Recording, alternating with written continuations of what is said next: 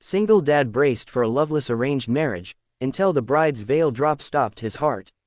Ryan Hale never believed in arranged marriages, but life had cornered him in a way he never saw coming.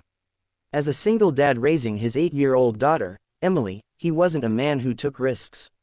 He played safe, lived quietly, and tried to keep their world stable after losing his wife 3 years ago. But when the small mechanic shop he owned was on the brink of shutting down and debts piled like mountains on his shoulders, the proposal came like a strange kind of rescue. Marry into the Varani family, one of the wealthiest families in the city, and they would clear his debts, relocate his shop to a prime location, and guarantee Emily's education.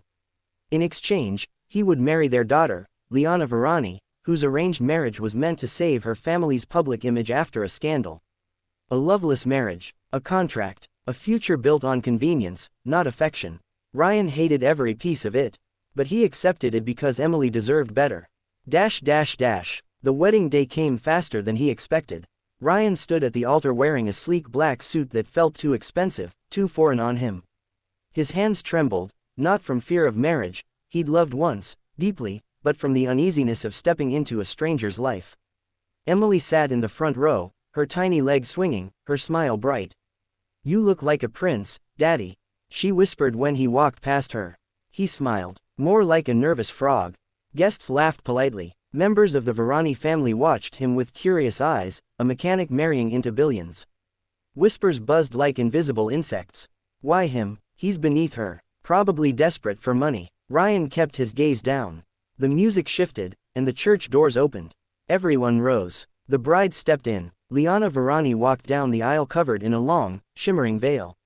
Her posture was straight, elegant, controlled, the way someone raised under pressure would walk.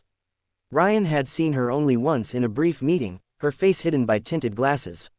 He never truly saw the woman he was marrying. He braced himself again. A loveless marriage, remember. A contract. But then, halfway down the aisle, a soft breeze from the open church windows lifted her veil just enough. Then it dropped, and Ryan's heart stopped, because behind the veil wasn't a stranger. It was her, the woman who helped him months ago at a grocery store when Emily had an asthma attack. The woman who knelt beside his daughter, held her hand, calmed her, and stayed until he returned from grabbing the inhaler from the car. She never told him her name. She never stayed long enough for him to thank her properly.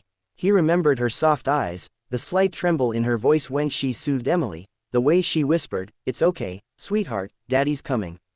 His chest tightened. It was her, and Liana's eyes widened when she recognized him too. Her graceful steps faltered, but she recovered instantly, continuing forward with controlled breaths. Emily gasped, "Daddy, that's the nice lady." Ryan swallowed the storm rising in him. Of all people in the world, fate brought her to him like this. The ceremony continued, but neither heard the priest. Liana's hands trembled when he held them. His heartbeat thundered in his ears. When the priest asked if they accepted each other in marriage, both answered softly, almost breathlessly. "I do. After the ceremony, guests swarmed them. Cameras flashed. Ryan tried to breathe through it, but Liana squeezed his hand gently, a lifeline. When they finally escaped to a quiet hallway, she turned to him, voice barely above a whisper. "I didn't know," she said. "They told me the groom was a distant business associate." Ryan exhaled. "I didn't know either. I only saw your name on the contract. I had no idea you were the girl from the grocery store," she finished with a soft smile. They stared at each other, stunned, conflicted, and yet, undeniably drawn. Liana brushed a strand of hair from her face. "I'm sorry you were forced into this. I know this arrangement isn't what you wanted." Ryan shook his head. "I agreed for Emily's sake. I just never expected to marry someone you felt something for even before knowing her name." His breath caught. She felt something too. Liana's eyes softened. "When I saw you again, I felt relieved." "Relieved?" She laughed shyly. "I was terrified of marrying a stranger. But you were kind.